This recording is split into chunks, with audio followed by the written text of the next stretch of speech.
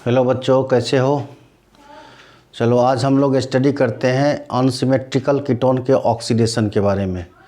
इसमें लगता है बच्चा पॉपऑफ्स रूल।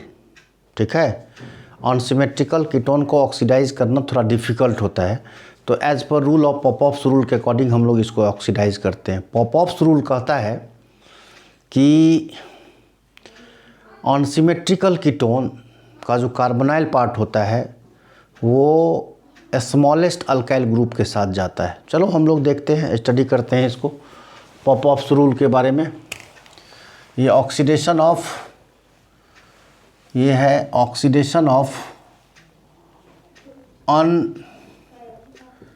अनसिमेट्रिकल कीटोन का ऑक्सीडेशन आज हम लोग देख रहे हैं।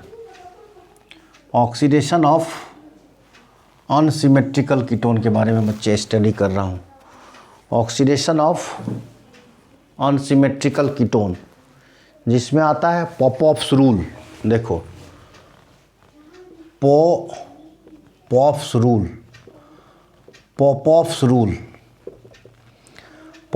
रूल जो होता है, अनसिमेट्रिकल कीटोन जो होता है ना ऑक्सीडाइज होता है एज पर पॉपऑफ्स रूल। देखो पॉपऑफ्स रूल जो होता है, ये पॉपऑफ्स रूल भी लगेगा किसके लिए, हम लोग पहले ही पढ़ चुके हैं कि ऑक्सीडेशन जो कीटोन का होता है माइल्ड ऑक्सीडाइजिंग एजेंट इसको नहीं कर पाता। इसके लिए क्या होना चाहिए, स्ट्रॉन्गेस्ट ऑक्सीडाइजिंग एजेंट होना चाहिए। तो देखो बच्चा, पॉपऑफ्स रूल कहता है according to this rule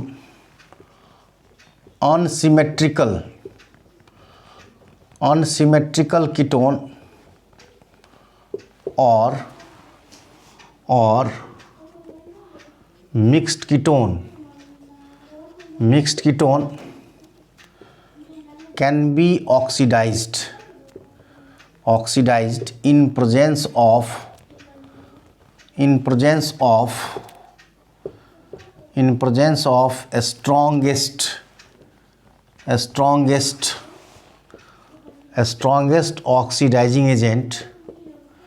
strongest oxidizing agent like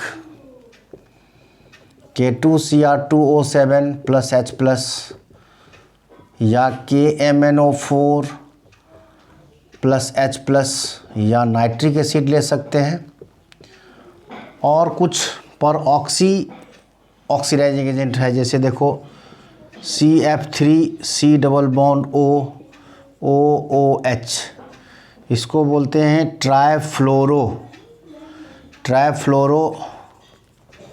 पर ऑक्सी एसिटिक एसिड, ये एस्टर फॉर्म कर देता है बच्चे।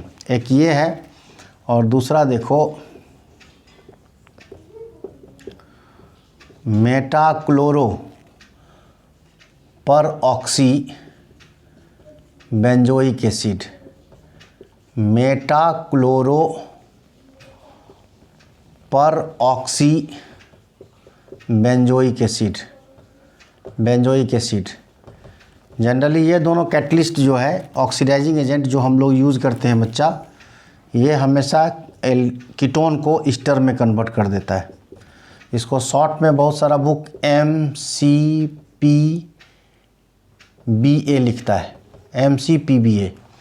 तो चलो हम लोग देखते हैं आगे। पॉपऑफ्स रूल तो समझ में आ गया। अच्छा, according to this rule unsymmetrical ketone, ये सब ऑक्सीडाइजिंग एजेंट हो गया। Like oxidize in presence of ये तो तुमको ईस्टर के बारे में बता दिया। Oxidizing agent in presence of oxidizing like ये to form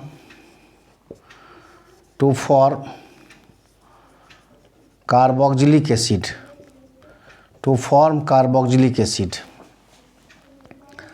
carbonyl group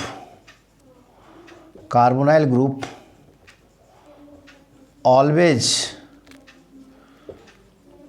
goes through a smallest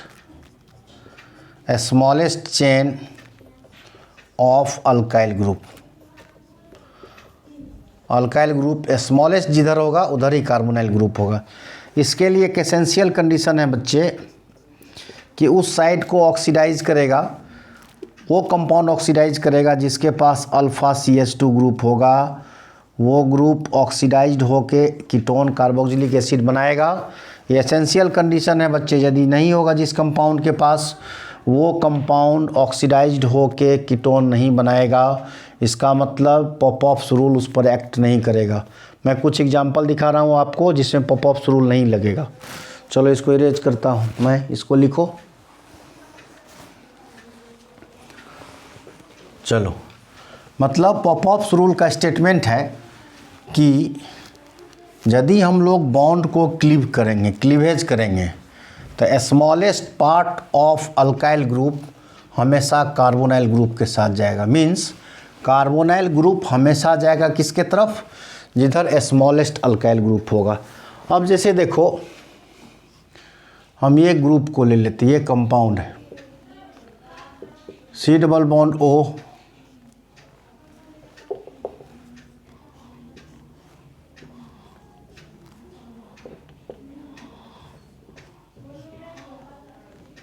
अब देखो यहाँ पर पॉपऑफ्स रूल नहीं लगेगा क्योंकि अल्फ़ा नहीं है। यहाँ पर अल्फ़ा पोजीशन पर CH2 ग्रुप नहीं होगा तो पॉपऑफ्स रूल नहीं काम करेगा। और देखो जैसे CH3 है, CH3,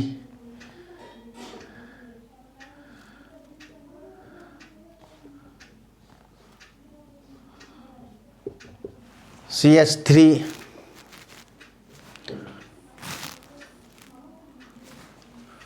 ओह सॉरी, यहाँ कीटोन तो लगाया ही नहीं।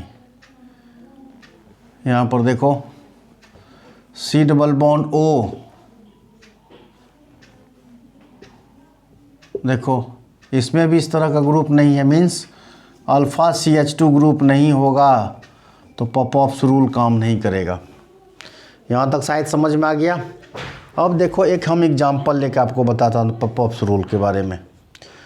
CH3 C double bond O, CH2 CH2 CH3। देखो यहाँ पर बॉन्ड क्लीवेज दो तरीक़ा से हो सकता है। एक क्लीवेज इस पॉइंट से हो सकता है और एक क्लीवेज इस पॉइंट से हो सकता है। इसको हम मान लेते हैं A और इस पॉइंट को मान लेता हूँ B। देखो रूल जो मैं बताया हूँ उसके अकॉर्डिंग तो कर दूंगा, लेकिन देखो यदि हम लोग KMnO4, इसमें दो पॉसिबिलिटीज़ है बच्चे। देखो इसमें वन पॉसिबिलिटीज़ है, इसमें फर्स्ट नंबर में कि इस साइड से देखो एक जो प्रोडक्ट फॉर्म कर रहा है मेरा, देखो ये जो बनेगा, देखो ये जो बनेगा मेरा वो बनेगा HCOOH प्लस ये पूरा CH3 CH2 CH2 COOH।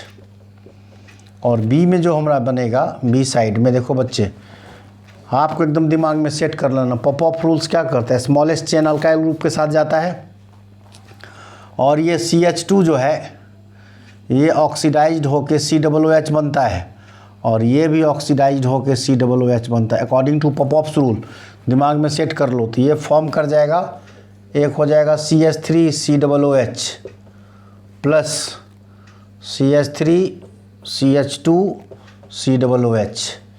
ये मेरा बनेगा मेजर प्रोडक्ट, ये बनेगा मेजर प्रोडक्ट और ये मेरा बनेगा minor product. According to Popoff's rule ये बनेगा माइनर प्रोडक्ट और वो मेरा बनेगा मेजर प्रोडक्ट। ये पॉपऑफ्स रूल के अकॉर्डिंग है। चलो बच्चे इसको राइट डाउन करो।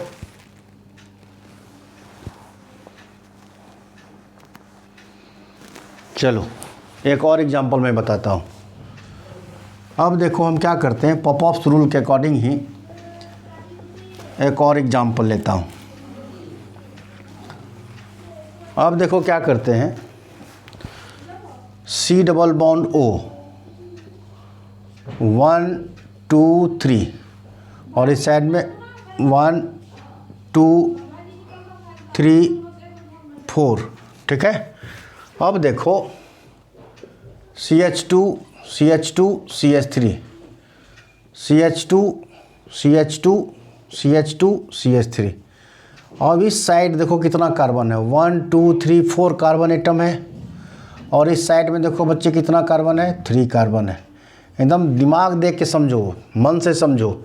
देखो यहाँ पर जो बॉन्ड का क्लीवेज होगा, तो क्लीवेज तो होगा ही, यहाँ से होगा, और एक ही क्लीवेज यहाँ से होगा। लेकिन हम क्या बार बार बताएं, उसको प्रोडक्ट ही बना के दिखाता हूँ। हम क्या बताएं, पॉप-ऑफ रूल क्या कहता है, स्मॉलेस्ट चेन जो होता है वो किसके साथ जाता है, कार्बोनाइल ग्रुप के साथ। और ये ग्रुप का जो CH2 ग्रुप है, अब यहाँ पर देखो क्या होगा, यहाँ का जो प्रोडक्ट फॉर्म करेगा, तो 3 इधर हो गया, ये इसके साथ क्या होगा, COOH बनेगा। और बताया इधर क्या है, 4 कार्बन है, तो इसके साथ फिर क्या हो, ये ऑक्सीडाइज्ड हो जाएगा, ऑक्सीडाइजेबल हाइड्रोजन एटम मौजूद है, ये COOH बनेगा।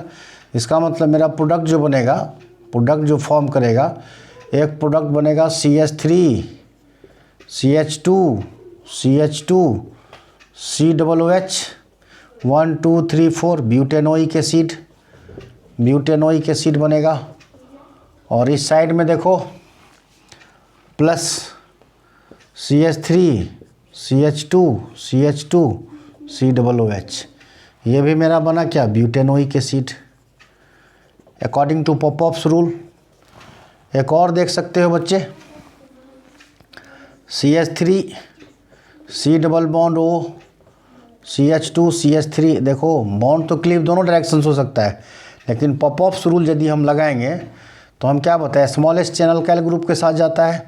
इसका मतलब ये O जो है इससे COOH बनेगा, और ये भी ऑक्सीडाइज्ड हो के COOH ग्रुप में बनेगा।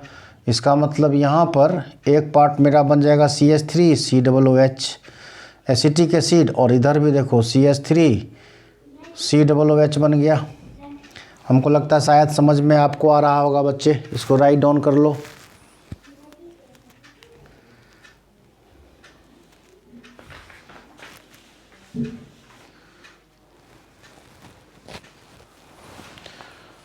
चलो ठीक है बच्चे, इसको रेज कर रहा हूँ। अब देखो साइक्लिक कंपाउंड में देखता हूँ पॉप-ऑफ रूल को लगा के, साइक्लिक कंपाउंड। अब जैसे देखो साइक्लिक कंपाउंड है, साइक्लोहेक्सेन। साइक्लोहेक्सेन में देखो बच्चे, इधर भी CH2 ग्रुप है और इस डायरेक्शन में भी CH2 ग्रुप है। तो बॉन्ड जो क्लीवेज होगा, क्योंकि दोनों तो सिमेट्रिकल है, बॉन्ड इधर से क्लीवेज कर दो इसको। यदि हम लोग इसको पॉप-ऑफ रूल के अकॉर्डिंग प्रोडक्ट बनाएं, देखो क्या बनेगा, यहाँ भी ऑक्सीडाइज हो के यहाँ पर COOH ग्रुप लग जाएगा, और ये भी ऑक्सीडाइज्ड हो के COOH ग्रुप लग जाएगा। तो इसको हम लोग लिख सकता हूँ COOH CH2 whole 4 C double bond OOH। इसको बच्चा बोलता हूँ एडिपिक एसिड, एडिपिक एसिड। इसको अच्छे से समझो, क्योंकि ये दोनों सिमेट्रिकल ही है। यहाँ से ब्रेक करेगा तो COOH 1 2 3 4 5 6, अब देखो सॉरी 4 करना पड़ेगा, 4 5 6, सेटिस्फाइड कर गया मेरा। एक और देखो, साइक्लोहेक्सेन है, यहाँ पर क्या करो, CH3 ग्रुप लगा दो। अब यहाँ पर देखो तो यहाँ पर HH लगा हुआ है, इसका मतलब क्लीवेज किधर से होगा, इस डायरेक्शन से क्लीवेज होगा। जब इस डायरेक्शन से मेरा क्लीवेज होगा तो प्रोडक्ट जो फॉर्म करेगा वो प्रोडक्ट देखो कैसा बनेगा, C डबल बॉन्ड OOH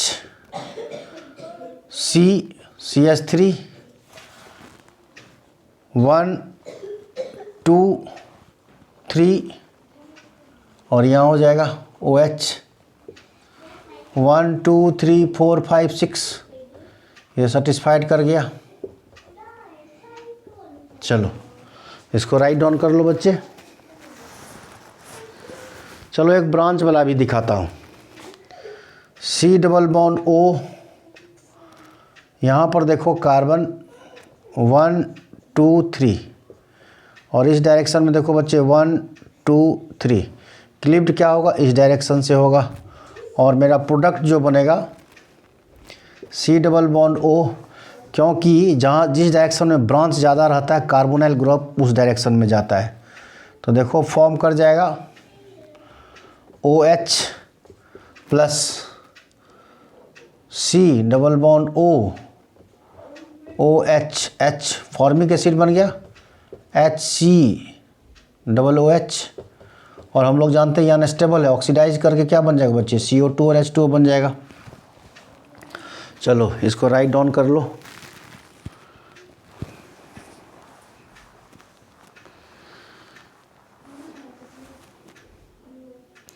चलो कुछ ऑक्सीडेशन और है, हम उसको भी देख लेते हैं। एक हेलोफॉर्म रिएक्शन होता है, हेलोफॉर्म रिएक्शन। हेलोफॉर्म रिएक्शन में देखो क्या होता है, हेलोफॉर्म रिएक्शन जो है, हेलोफॉर्म रिएक्शन जो होता है वो जनरली होता है X2 और NaOH के साथ। जैसे देखो C double bond O CH3 है तो कीटोन ही,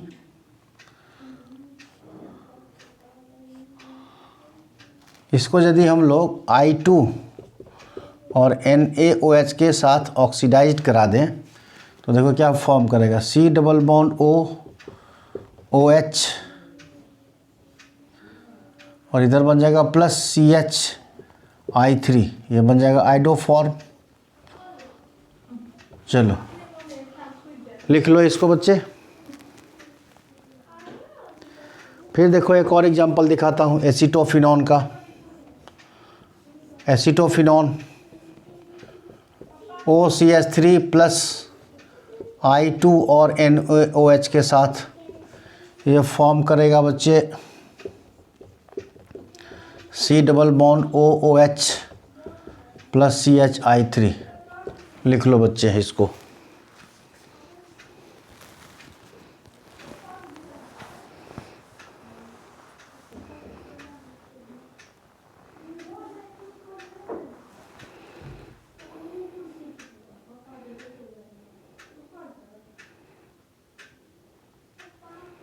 चलो एक और है उसको भी देख लेता हूँ।